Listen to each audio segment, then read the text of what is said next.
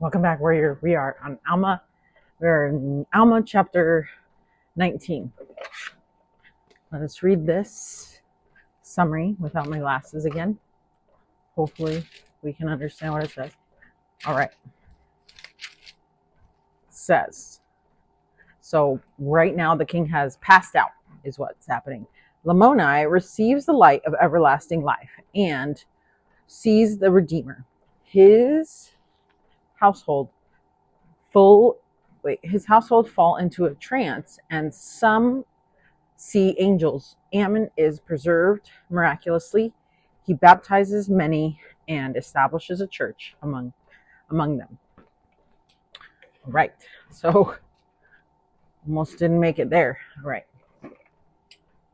So it says, and it came to pass that after 2 days and 2 nights, so 2 days and 2 nights, they were about to take his body and lay it in a sepulchre which they had made for the purpose of burying their dead. Now the queen, having heard of the fame of Ammon, therefore she sent and desired that he should come in unto her. And it came to pass that Ammon did as he was commanded, and went in unto the queen, and desired to know what she would that he should do. And she said unto him, the servants of my husband have made it known unto me that thou art a prophet of holy God, and that thou hast power to do many mighty works in his name.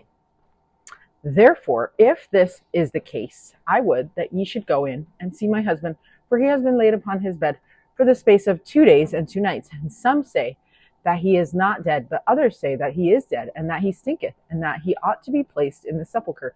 But as for myself, to me he doth not stink. I think this is so great. But also, like, how did he not know, or how did like, he obviously knew that the king had passed out, right? Maybe so, I don't know, because did he leave so fast? Or maybe he was like done talking to the king, and then he was like then he went to his bed or something and then passed out there. I don't know the logistics of it. Kind of seems like it's all happening at the same time, but of course that's not how scriptures are. They are a lot spread out, with events not being all back to back and stuff. So probably he was done talking with the king for a bit and he left, and so that's maybe why he doesn't know, or maybe how he was not there and the queen had to go call him. So anyway, okay, I guess that would be very scary to be like, the king is just laying there, so maybe he didn't pass out while Ammon was there. Anyway, okay, so now this was Ammon's desire, now this was what Ammon desired, for he knew that King Lamoni was under the power of God. He knew that the dark veil of unbelief was being cast away from his mind, and the light which did light up his mind, which was the light of glory of God, which was a marvelous light of his goodness, yea, this light had infused such joy into his soul, the cloud of darkness having been dispelled, and that the light of everlasting life was lit up in his soul. Yea, he knew that this had overcome his natural frame, and he was carried away in God. Okay, so this is what Ammon wanted, obviously. He's like, yes, this is so great that the king is like this, but also a little bit nerve-wracking, right? Therefore, what the queen desired of him was his only desire. Therefore, he went to see the king according as the queen had desired him. And he saw the king, and he knew that he was not dead. And he said unto the queen, he is not dead, but he sleepeth in God, and on the morrow he shall rise again. Therefore bury him not. Which would be great news to the queen, right? And Ammon said unto her, believest thou this? And she said unto him, I have had no witness save thy word and the word of our servants. Nevertheless, I believe that it shall be according as thou hast said. And Ammon said unto her, blessed art thou because of thy exceeding faith. I say unto thee, woman, there has not been such great faith among all the people of the Nephites. Love that. Okay, so let's see. We are going to read this quote. So this is from the Red Hat Hostess, then we'll read a quote. Verse 6 explains that that light had infused such joy into Lamoni's soul the cloud of darkness having been dispelled. What a beautiful way to describe the experience King Lamoni was having. Okay, so I think this is so key in when we are not making good choices, we are in that cloud of darkness. And my husband explains how he was in this cloud before D-Day, and how it was, or I guess before he started going through the process of healing and things like that. And he talks about how he had this cloud of darkness, just like always, just there. But then that there would be some times where he could see through, and where the clouds would just break up, and he would be able to have a lot of clarity and understand that, you know, what he was doing was not what he wanted to do. And this is always going to be hard to understand because we're not in their situation, right? But it is what is like the similar experience to what King Lamoni was experiencing. And it is the desire of our hearts and desire of God's heart that they get out of that cloud of darkness. And the only way to do that is through the light of Jesus Christ. And so I think that's why sometimes he was able to remove that cloud of darkness, because he was more in tune with the Spirit and making those good choices that helped him have that clarity. But because he was still making those poor choices in his addiction, then the cloud would come back very easily. So anyway, like, it's important for us to get out of the cloud completely and just, you know, dispel those clouds of darkness. It's kind of like the weather, you know, like when you can see that there's sun shining through the clouds. It's like those crepuscular rays are just so gorgeous. But like sometimes you don't notice those kinds of things if you're always in the sun, right? And so it's like you have to make that conscious effort to get out of the darkness and dispel it, so that instead of only having crepuscular rays coming through, that you're able to just have clear skies all the time. And then if they start to come, then you're like, no, push them back, right? So it's easier to do that than to have clouds of darkness all the time and try to push light through. So make good choices, you know, and keep the commandments, and you'll have clear skies. Okay, here we go. Let me have a drink. Okay, so Elder Neal A. Maxwell quotes below, and the second quote comes from a talk where he gives examples of people who also have had the light infused into their souls, and their lives are witnesses of that. Okay, so there's two conference talk quotes, one from April 1988, and then the other one is from April 1983 from Elder Neal A. Maxwell. So here's the first one, quote, "The light that Lamoni received infused such joy into his soul, yet incomparable incandescence lies ahead, for the day cometh when all things shall be revealed, which ever have been and which ever will be. Here in mortality we already know moments when, because of the great goodness of God, there is a gushing out of many tears. Our joy is brim, yet this is but a foretaste of the ultimate homecoming, when our cups will not only be brim, but will run over without ceasing." End quote. Oh, I love that. I love the thought of Christ having a homecoming. You know how we always have missionaries coming home from their missions?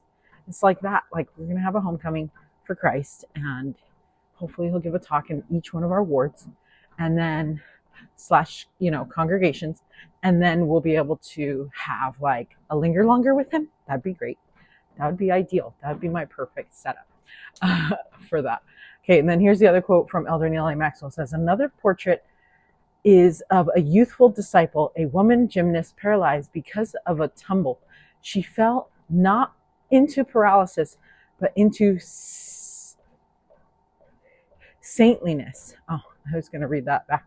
Not in a good way. Okay, but into saintliness. She becomes a witness in a wheelchair. How tall she stands and how much she stretches the souls of others.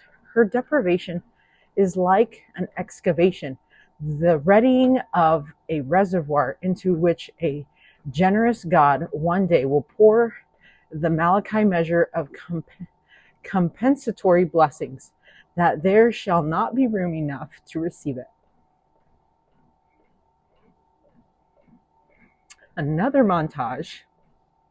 Widows and widowers waiting patiently and trusting for the time of their release when they can rejoin their eternal companions. Meanwhile, they go about their duties.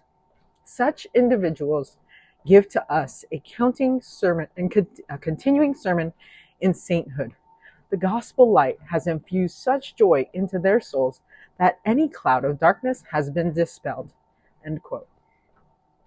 Oh, I loving that. And says, who are people, here's the question, who are people who have had joy infused into their souls like Alma and Elder Maxwell are teaching about? It's a good question.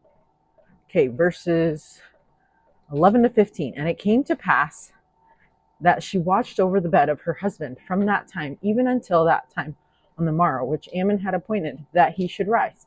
And it came to pass that he arose according to the words of Ammon. And as he arose, he stretched forth his hand unto the woman and said, blessed be the name of God, and blessed art thou. For as sure as thou livest, behold, I have seen my Redeemer, and he shall come forth and be born of a woman, and he shall redeem all mankind who believe on his name, and even those who don't, right? Now when he had said these words, his heart was swollen within him, and he sunk again with joy. And the queen also sunk down, being overpowered by the Spirit. Now Ammon, seeing the Spirit of the Lord poured out according to his prayers upon the Lamanites, his brethren, who had been the cause of so much mourning among the Nephites, or among all the people of God, because of their iniquities and their traditions, he fell upon his knees and began to pour out his soul in prayer and thanksgiving to God for what he had done for his brethren. And he was also overpowered with joy, and thus they all three had sunk to the earth. Now, wouldn't you just want to be there? That sounds so cool. Now, when the servants of the king had seen that they had fallen, they also began to cry unto God, for the fear of the Lord had come upon them also. For it was they who had stood before the king and testified unto him concerning the great power of Ammon. And it came to pass that they did call on the name of the Lord in their might, even until they had all fallen to the earth, save it were one of the Lamanitish women, whose name was Abish, she having been converted unto the Lord for many years on account of a remarkable vision of her father. So I really love Abish. She sounds amazing. And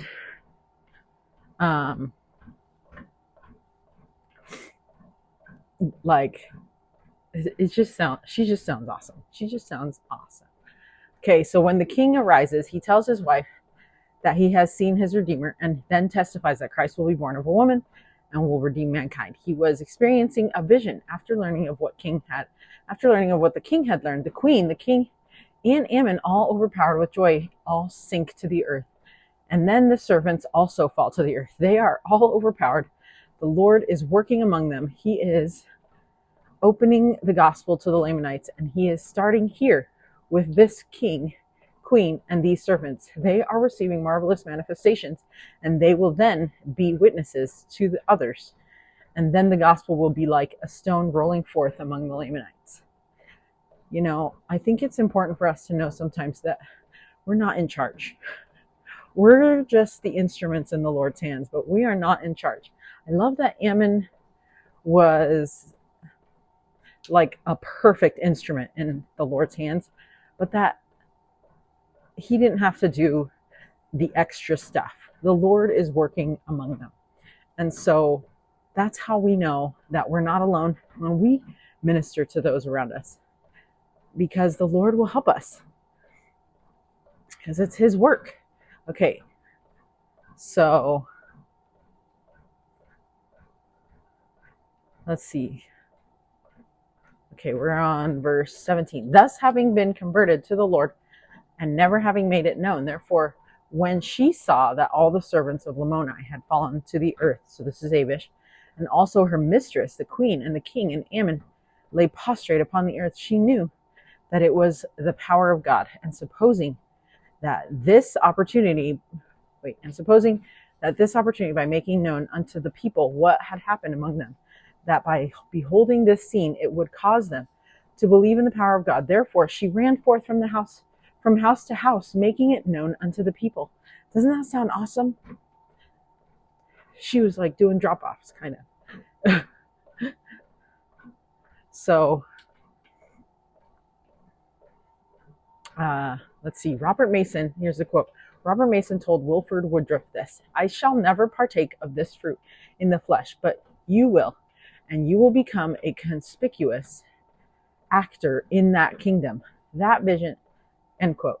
That vision had a great impact on Wilford Woodruff, and when Wilford joined the church, he wrote a letter to Robert Mason and told him that he had found the Church of Christ. Wilford Woodruff explained, he received my letter and read it over many times and handled it as he had handled the fruit in the vision. But he was very aged and soon died. He did not live to see any elder or administer the ordinances of the gospel unto him. The first opportunity I had after the doctrine of baptism for the dead was revealed, I went forth and was baptized for him. Oh, that's so cute. That's Teachings of the Presence of the Church, Wilford Woodruff, chapter 1.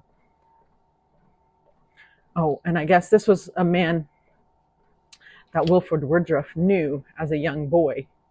And this man was called Robert Mason.